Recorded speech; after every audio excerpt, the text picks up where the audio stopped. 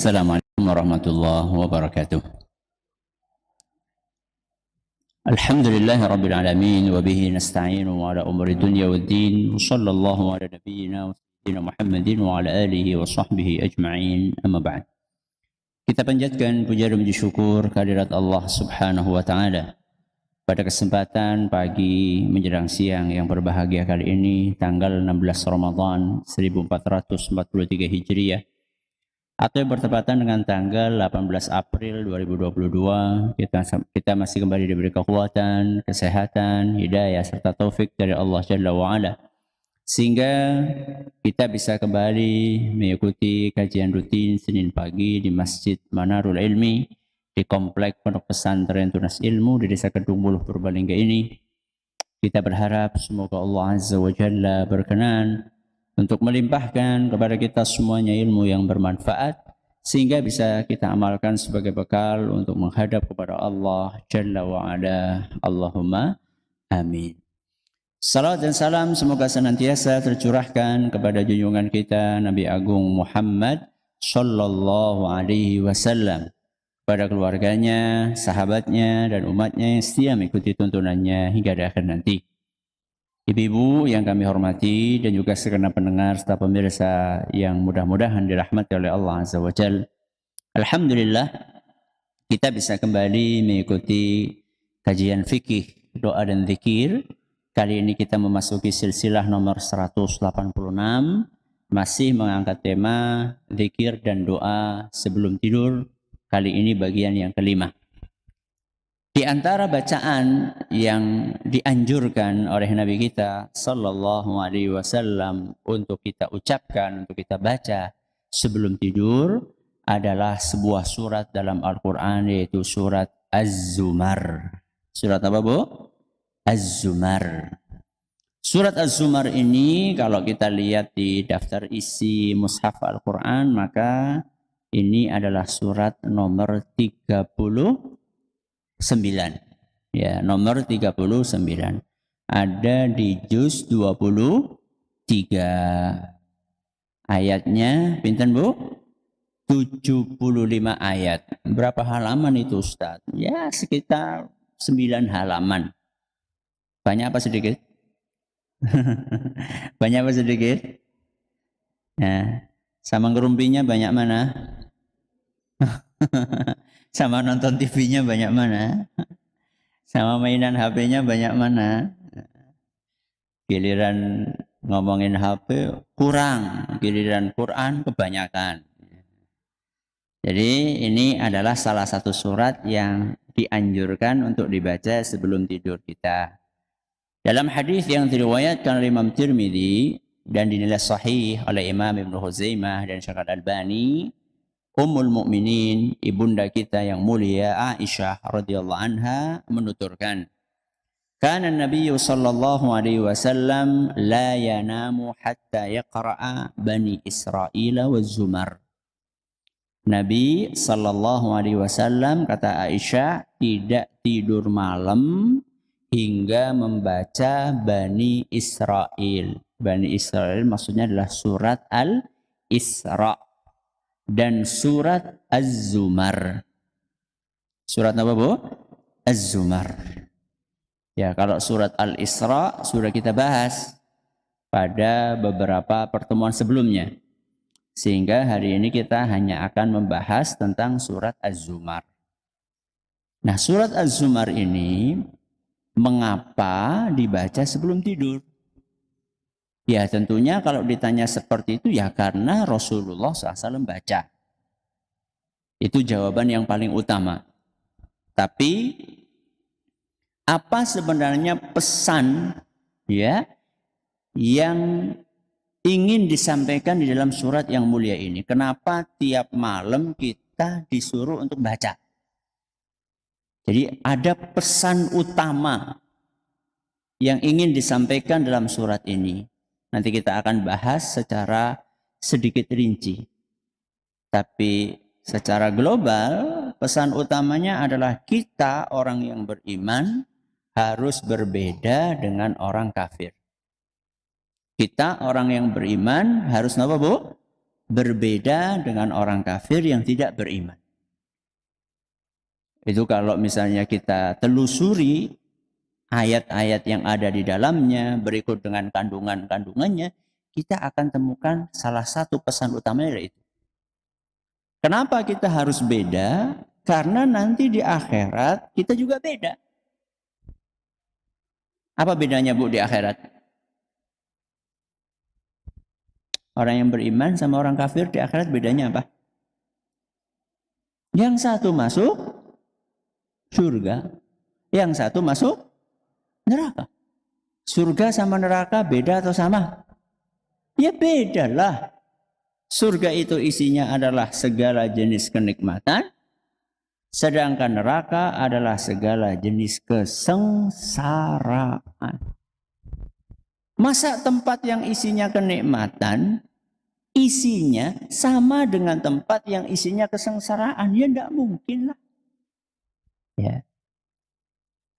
Kalau kita ingin mendapatkan negeri keabadian yang isinya adalah kenikmatan, yaitu surga, maka kita harus punya perilaku yang berbeda dengan penduduk negeri kesengsaraan, yaitu neraka.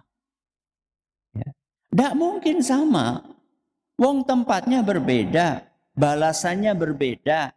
Yang satu isinya adalah apapun bisa dinikmati, yang satu isinya adalah segala bentuk azab dan siksa. Untuk masuk ke salah satunya, itu ada tipenya masing-masing. Orang beriman itu punya sifat-sifat tertentu yang memang membuat mereka layak untuk dimasukkan ke surga. Sedangkan orang kafir yang tidak beriman, mereka juga punya sifat-sifat tertentu yang memang membuat mereka jadi layak dimasukkan kemana Bu? Neraka. Baik, ini kira-kira kandungannya. Jadi setiap malam kita ini diingatkan, saat membaca surat Az-Zumar ini kita diingatkan bahwa besok kita harus punya perbedaan sifat ya dengan orang-orang yang tidak beriman. Kita orang beriman harus punya sifat 1, 2, 3, di sini disebutkan ada 8. Ya perbedaannya ada 8. Ya. Besok hindari sifat-sifat tercela ini karena itu bukan sifatnya orang yang beriman. Ini sifatnya orang yang kafir. Ya. Ini kira-kira kandungan atau tema utamanya seperti itu. Nah sekarang kalau bisa kita bagi surat Az-Zumar yang terdiri dari 75 ayat ini bisa kita bagi bagian pendahuluan, ini poin yang pertama, kemudian isinya, ini poin yang kedua, dan bagian penutup. Nah, jadi surat ini kalau boleh kita bagi-bagi secara global, ada pembukaan, ada isi, ada penutup. Ya. Pembukanya itu ayat 1 sampai 7. Berarti berapa ayat? 7 ayat. Isinya ayat 8 sampai 66. Pinten? 8 sampai 66. Berapa itu? Ya tinggal 66 dikurangi 7, pinten? 50 berapa? 66 dikurangi 7, 59 ayat. Betul ya? Iya betul lah. 66 dikurangi 7. Ya. Kemudian penutupnya itu ayat 67 sampai 75. Ya, 67 sampai 75. Baik. Sekarang kita bahas 3 kandungan global ini. Yang pertama muqaddimahnya. Ayat 1 sampai 7 isinya pendahuluan. Apa? Allah Azza wa Jalla berfirman, Allah Subhanahu wa taala berfirman, Bismillahirrahmanirrahim, Tanzilul kitabi minallahil azizil hakim. Inna anzalna ilaikal kitaba bil haqqi fa'budillaha mukhlishan lahuddin. Jadi surat Az-Zumar ini dibuka dengan Allah Subhanahu wa taala menjelaskan tentang karunia agung yang Allah turunkan kepada Nabi kita Muhammad sallallahu alaihi wasallam, dan karunia tersebutlah mukjizat terbesar sepanjang zaman. Apa itu? Al-Quran. Jadi panjenengan lebih bangga mendapatkan mukjizat Al-Quran apa tongkatnya Nabi Musa? Ya, kalau tongkatnya Nabi Musa bisa membelah apa? Laut. Nek Quran membelah apa? Membelah hati. Ya. Jenengan milih mana? Lebih bangga mana? Mukjizatnya Kanjeng Nabi Muhammad SAW atau mukjizatnya Nabi Musa? Ya Nabi Muhammad SAW. Saya kasih contoh ya, kenapa kita harus bangga dengan Al-Quran. Karena Al-Quran itu dijamin oleh Allah akan ada sampai hari kiamat. Mukjizat ini akan bertahan sampai hari kiamat. Kalau tongkatnya Nabi Musa, kasih wonten, jajal di tongkatnya, ya, enggak ada. Walaupun ada orang ngaku-ngaku ini tongkatnya Nabi Musa, jajal digebukakan menggelombang. Rasa mengendi? Laut, gelombang. Ya, enggak ada perubahan apa-apa. Ya. Jadi ini adalah mukaddimahnya surat Az-Zumar. Di situ Allah menyebutkan karunia berupa Al-Quran yang diturunkan kepada Nabi Muhammad Sallallahu Alaihi Wasallam. Berikut intinya Al-Quran apa? Fa'budillaha mukhlishan lahuddin. Intinya Al-Quran adalah tauhid. Kenapa bu? Tauhid. Itu intinya Al-Quran. Yaitu beribadah hanya kepada Allah Subhanahu Wa Taala. Dan juga ajaran-ajaran kebajikan yang lainnya. Tapi sayangnya sedemikian istimewanya kandungan Al-Quran, ternyata justru orang-orang musyrik menerima atau menolak Al-Quran. Orang-orang musyrikin Quraisy menerima atau menolak Al-Quran? Menolak Al-Quran. Sampai di zaman ini. Belum lama ada politisi dari negara kafir sengaja ngambil Al-Quran, membakar Al-Quran. Sengaja. Ya. Saking dengkinya, saking hasadnya, saking bencinya terhadap Al-Quran. Na'udzubillahi min dzalik. Nah, ini mukaddimah.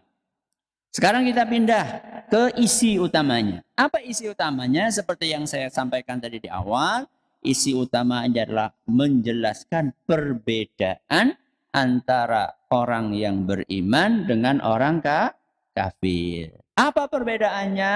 Dijabarkan dalam 8 poin. Ya, saya nggak akan panjang-panjang, kita baca aja atau kita sampaikan aja secara ringkas. Yang pertama perbedaannya, orang kafir itu jauh dari ilmu agama. Sedangkan orang yang beriman itu rajin mendalami ilmu agama. Itu perbedaan yang pertama. Jenengan pengen yang rajin, nopo yang malas? Yang rajin. Ya, yang rajin. Kenapa demikian? Karena kalau orang rajin belajar ilmu agama, insya Allah akan lebih mudah untuk tekun beribadah. Orang yang rajin untuk belajar ilmu agama, orang yang rungon-rungone, orang yang suara yang sering didengar di telinganya adalah ilmu-ilmu agama, pengajian, taklim, ayat-ayat Al-Quran, hadis-hadis Nabi SAW. Itu hatinya lebih mudah untuk dipacu beribadah kepada Allah. Sebaliknya, kalau orang jauh dari ilmu agama, dia akan mudah mengingkari nikmat-nikmat Allah Subhanahu wa Ta'ala. Dan itulah sifatnya orang kafir. Maka setiap malam kita membaca surat Az-Zumar, hasil yang akan ditimbulkan adalah ayo rajin belajar agama, ngaji. Nah Ustadz, ini kan pengajian terakhir Ustadz. Gimana buatan Bu? Ya, ini pengajian terakhir. Ya, terakhir di tahun ini. Ya, terakhir di tahun ini. Wah, nanti kalau pengajian Senin pagi ini libur Ustaz, terus kita ngaji di mana? Loh, sarana ngaji kan sekarang banyak. Teng pundi, Bu? Teng radio. Teng radio wonten, teng TV wonten. Ya. Di internet juga ada. Jadi jangan kita menyerah dengan keadaan. Ya. Masih banyak alternatif sarana yang Allah sediakan bagi kita untuk belajar agama. Nah, ini perbedaan yang pertama. Yang kedua, apa perbedaannya? Orang kafir mereka tenggelam dalam kesyirikan. Sedangkan orang yang beriman setia dengan tauhid. Itu beda. Perbedaan yang kedua, orang kafir itu melakukan syirik. Orang iman itu punya prinsip tauhid. Jadi tauhid itu lawannya apa? Syirik. Kalau tauhid itu hanya beribadah kepada Allah, kalau syirik itu menyembah selain Allah. Selain Allah niku napa? Selain Allah niku napa, Bu? Ya semuanya. Namanya selain Allah ya batu. Yang nyembah batu ada enggak? Ada. Apalagi?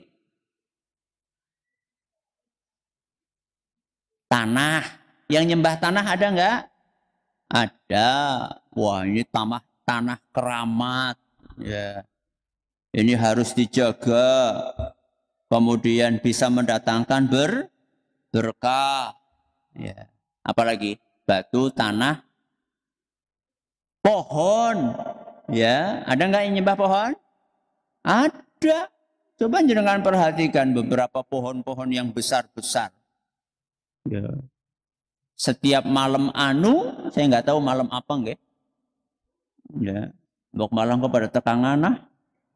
Nah, setiap malam di bawah pohon itu ada apanya? Ada sesajinya. Itu nyembah nopo? Pohon. Batu, tanah, pohon, apa lagi? Air. Ya, ada nggak yang nyembah air? Ada. Ya. Sendang yang katanya keramat. Ya. Mata air yang katanya keramat. Dia tembus nanti Mekah. Allahu Akbar. Priwe ya? Ya pipane sih pirang kilo ya. Dia metu ke Zam-Zam kang kene. Wah, medeni temen Zam-Zam kutul Indonesia lewat pipa. Ya. Apalagi ya? Tikus. Astagfirullah. Tikus? Ada orang nyembah tikus? Oh, jenengan baru dengar ya? Ada, Bu, di daerah India. Di daerah India ada kuil. Kalau mau masuk ke kuil itu harus lepas sandal, lepas sepatu. Isinya apa? Tikus ratusan ribu. Jadi jenengan ke situ bawa makanan, kemudian disajikan kepada Tuhan tikus. Kalau ada tikus yang mati di situ, nggak ada yang berani mindah. Tuhannya mati.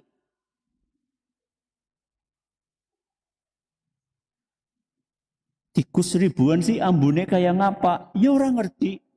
Saya nggak pernah ke sana dan nggak mau ke sana. Kita aja di rumah ada tikus 5 saja sudah napa, Bu? Sudah pusing ratusan ribu. Dan itu disembah, Bu. Disembah-sembah, disujudi, bayangkan sujud kepada tikus. La haula wala quwata illa billah. Ini yang kedua berbeda. Yang ketiga, perbedaannya orang kafir itu hatinya keras. Orang yang beriman hatinya kebalikannya keras apa? Lembut. Nah, taunya Ustadz keras atau lembut bagaimana Ustadz? Taunya keras atau lembut, tandanya hati orang keras susah menerima nasihat. Tandanya orang hatinya lembut mudah menerima nasihat. Ya bahasanya dewek ya gampang diomongi. Nek hatinya keras berarti angel diomongi. Itu perbedaan. Yang keberapa ini? Berapa ya? Yang ketiga. Jadi orang-orang kafir dibacakan ayat Al-Quran, tidak tersentuh. Dikasih nasihat, nggak tersentuh. Dikasih wejangan, nggak tersentuh. Tapi orang yang beriman, sekali mendengar nasihat, maka mudah untuk menerima. Sekalipun yang menyampaikan itu barangkali orang lain yang belum dia kenal. Apalagi yang menyampaikan orang yang sudah dia kenal keilmuannya, ulama, ustadz, mubaligh, dai. Itu cirinya orang yang beriman. Dah. Yang keempat, apa perbedaannya? Kalau orang yang kafir itu mereka gagal fokus dalam beribadah. Kalau orang yang beriman itu fokus dalam beribadah. Kenapa yang orang beriman fokus, yang ini gagal fokus? Karena orang yang beriman yang disembah cuma satu. Sinten? Allah. Kalau orang kafir yang disembah banyak. Iku sepe anak pira mau? Ratusan ribu priwe jajal. Ya, nek tikusnya rebutan panganan sing dimenangaken sing jajal. Ya. Orang-orang kafir mereka gagal fokus dalam beribadah karena yang disembah banyak. Kalau orang yang beriman, yang disembah satu, sehingga mereka bisa fokus di dalam menjalankan ibadah kepada satu Tuhan itu, yaitu Allah Subhanahu wa Ta'ala. Maka, bapak-bapak, ibu-ibu, para hadirin, para hadirat, para pendengar, para pemirsa, latihan fokus. Ya. Jadi kalau sholat, fokus kepada siapa mintanya? Allah. Jangan sampai kita di lisan kita mengucapkan iyyaka na'budu wa iyyaka nasta'in. Hanya kepadamu kami beribadah, hanya kepadamu kami minta pertolongan. Ini kan yang ada di lisan, fokus. Tapi hatinya kemana-mana. Itu berarti nggak sesuai antara lisan dengan apa? Hati. Dah. Yang kelima, apa perbedaannya? Yang kelima, orang kafir itu terbiasa mendustakan kebenaran, menolak kebenaran. Kalau orang yang beriman berupaya untuk selalu menerima kebenaran. Jadi kalau orang beriman dapat nasihat, dikasih tahu, Bu, niki mboten leres. Ini enggak sesuai dengan Al-Quran, dengan hadis Nabi SAW. Orang yang beriman jawabannya sami'na wa ata'na. Nggih, kula manut, mboten kakean ngeles. Orang yang beriman cirinya seperti itu. Ya. Dapat nasihat, ya. Disampaikan ayat Al-Quran, hadis Nabi SAW, langsung diterima. Apalagi hadisnya sahih. Ya. Maka diterima. Kenapa? Karena itu kebenaran dari Allah Subhanahu wa Ta'ala. Kalau orang kafir, enggak.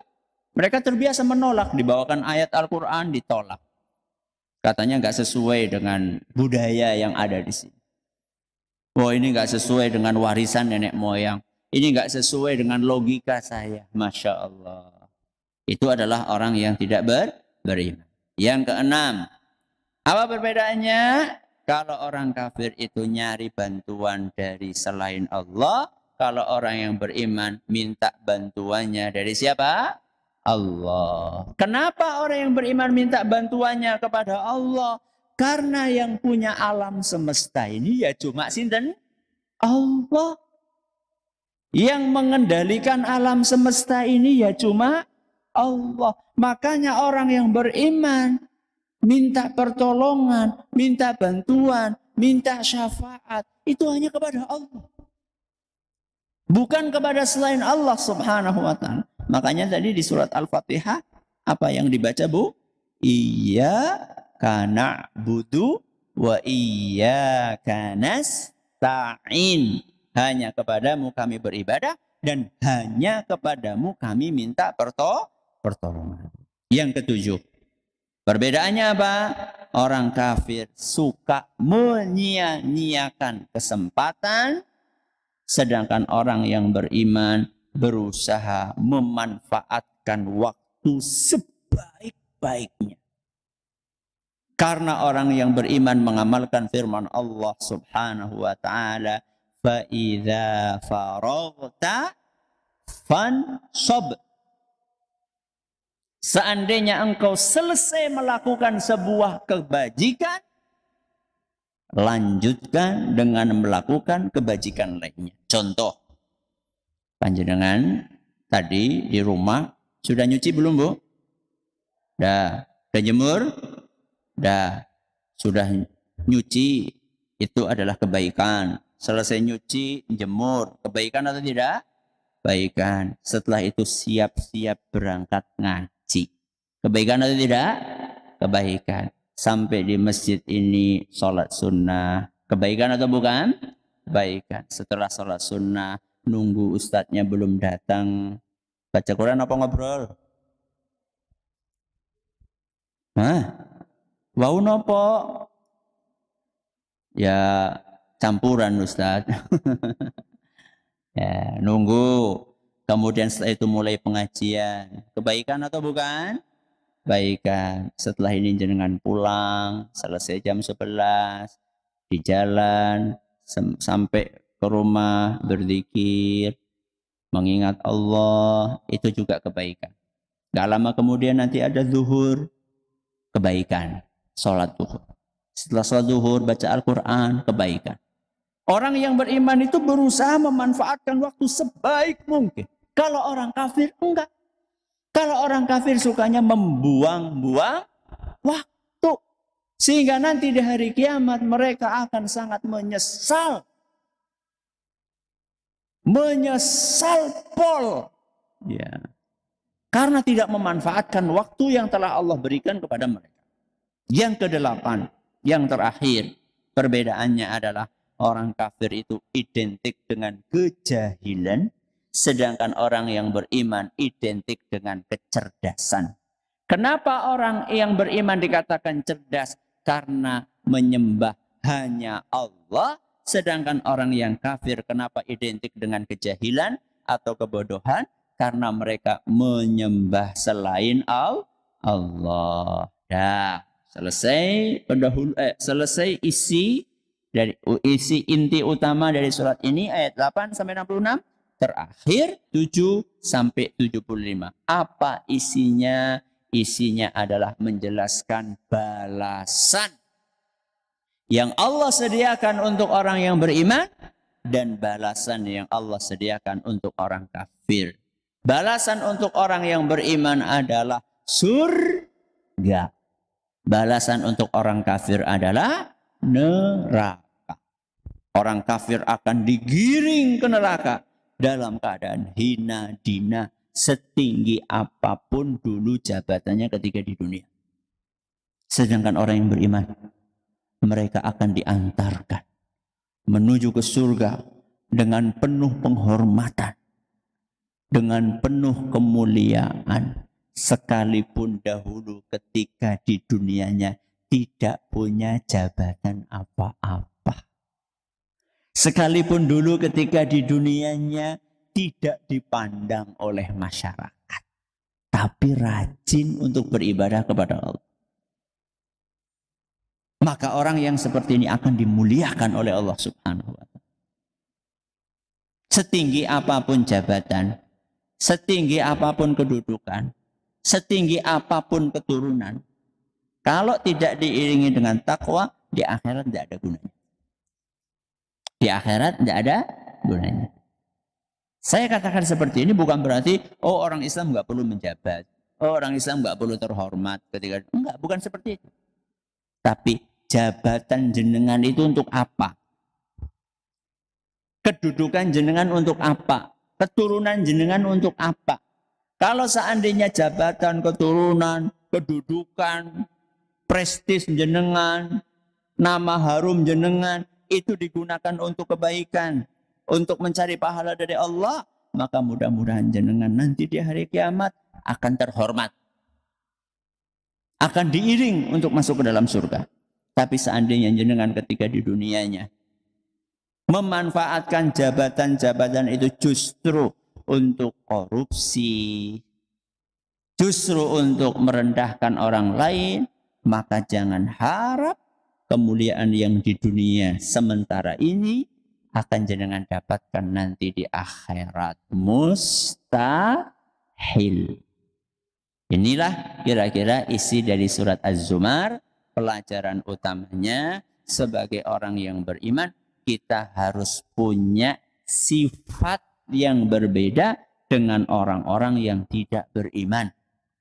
Orang yang beriman harus berperilaku baik, harus bertutur kata baik, harus beribadah dengan baik, berbeda dengan orang yang tidak beriman. Itulah kira-kira apa yang bisa kita pelajari hari ini. Dan ini sebagaimana yang saya sampaikan tadi adalah pertemuan terakhir di tahun ini. Insya Allah nanti kita akan bertemu lagi di bulan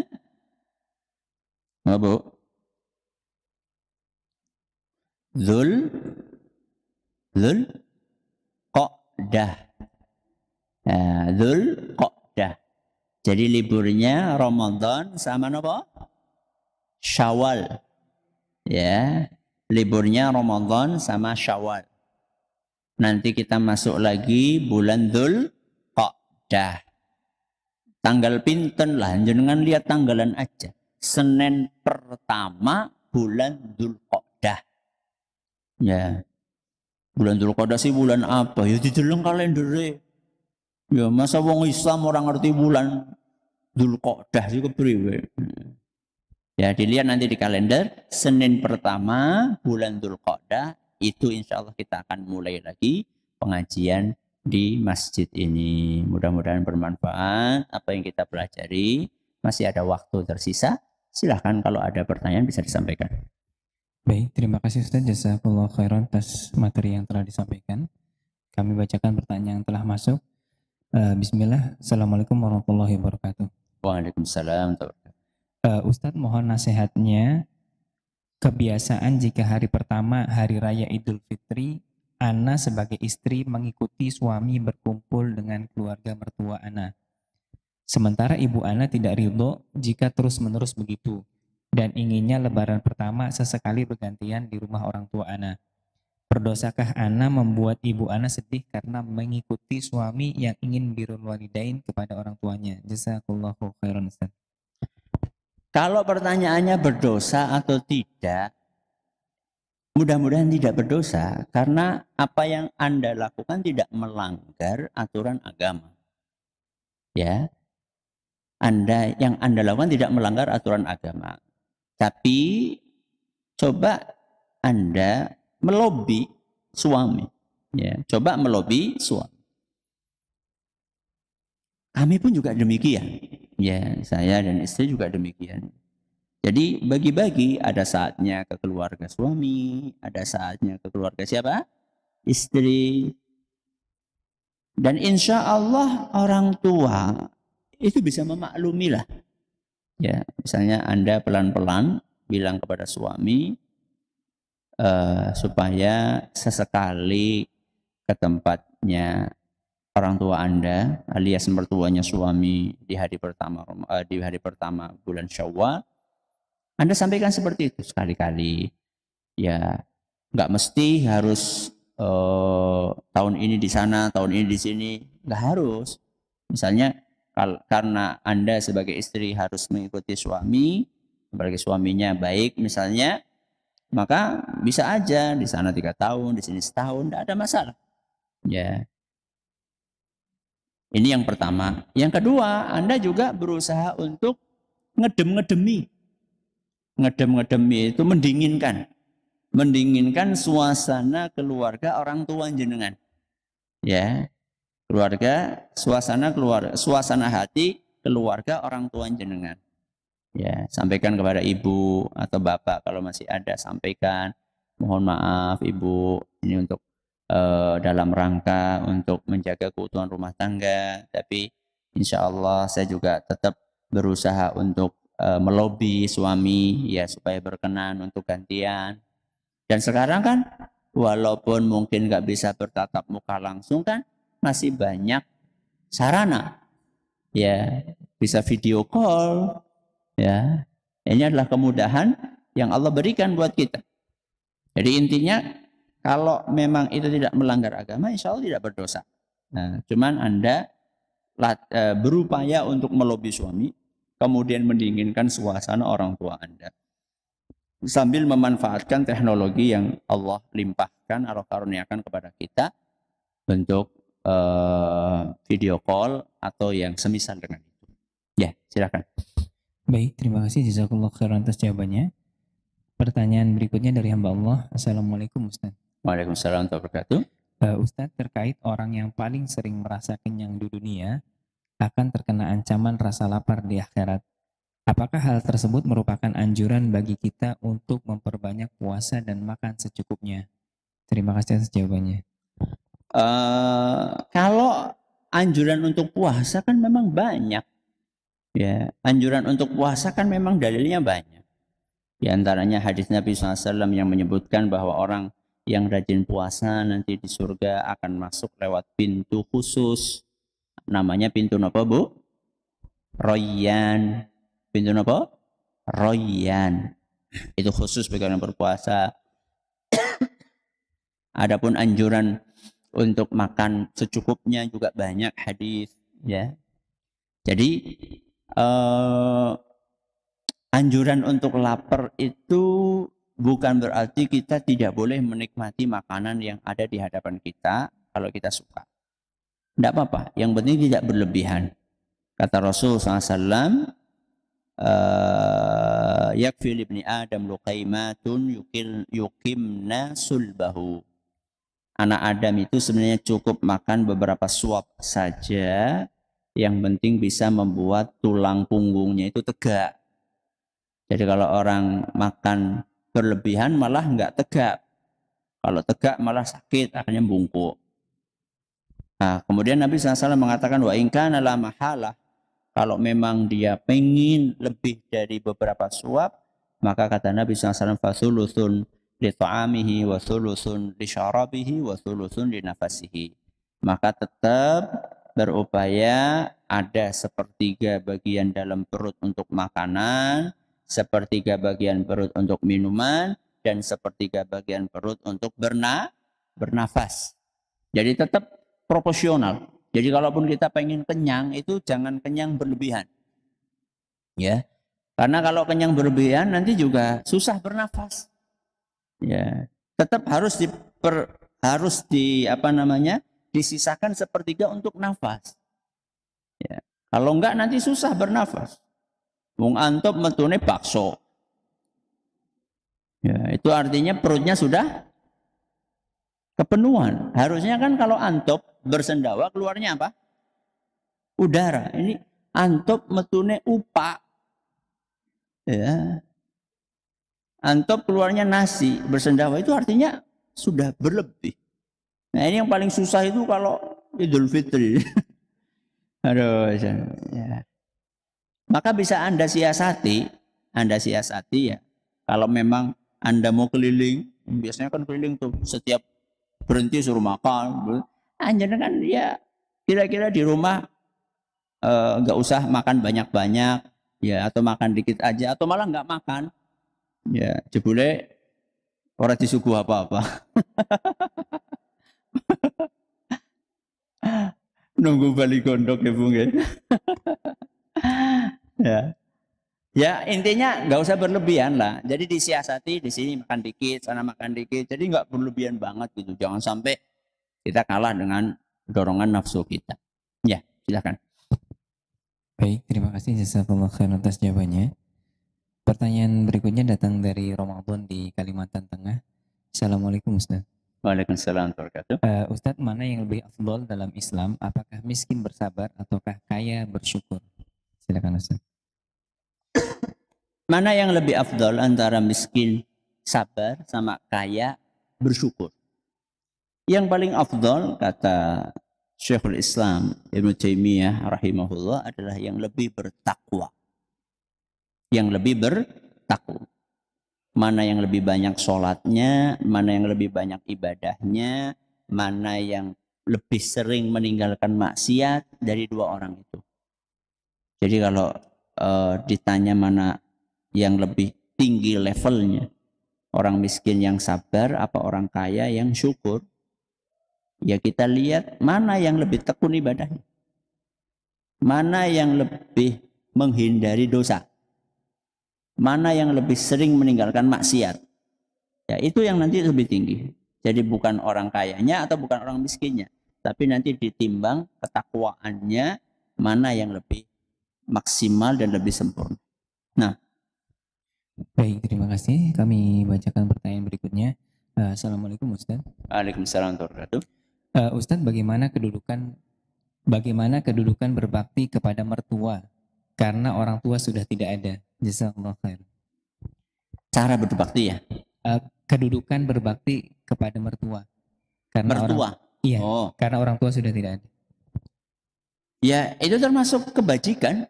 Ya, kepada mertua berbakti atau berbuat baik itu termasuk kebajikan.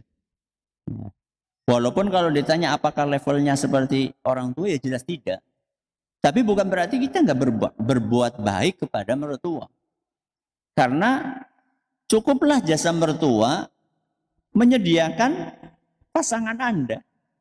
Ya, menyediakan pasangan Anda sudah cukup. Jadi kalau misalnya Anda sudah nggak punya orang tua, ada mertua, berbuat baik semaksimal mungkin kepada mertua Anda. Karena dengan jasa mertua Anda punya istri atau punya suami Anda sekarang. Ya. Dan ketika menantu ini baik sama mertua, insya Allah nanti mertuanya pun juga akan demikian. Sekarang kan banyak mengeluh antara menantu dengan mertua, tidak pernah nopo bu, tidak pernah akur. Ketika ditanya kenapa enggak akur, mertua senengnya masakannya duduh, mantune senengnya masakannya garing. Ya, ya wis garing gawe sing nyemek kenapa? Bingung temen. Ya. Atau bikin dua, ada yang berkuah, ada yang kering. Itu masalah-masalah yang nun sewu nggih, kalau menurut saya itu sebenarnya bukan prinsip banget lah. Ya, bukan masalah prinsip banget. Ya. Yang satu seneng pedes, yang satu nggak seneng pedes. Ya udah, tinggal bikin sambel.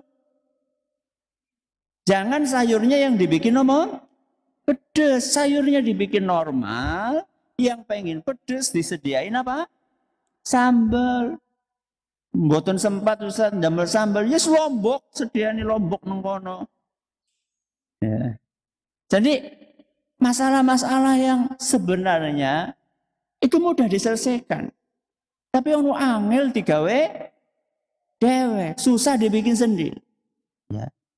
Tapi kalau misalnya menantu ini berusaha untuk berbuat baik sama orang mertuanya sebagai bentuk balas jasa, terima kasih atas kebaikan orang tua mendidik pasangannya, ya, pasangan dari Anda, ya, entah itu istri Anda atau suami Anda, insya Allah mertua akan baik kepada Anda.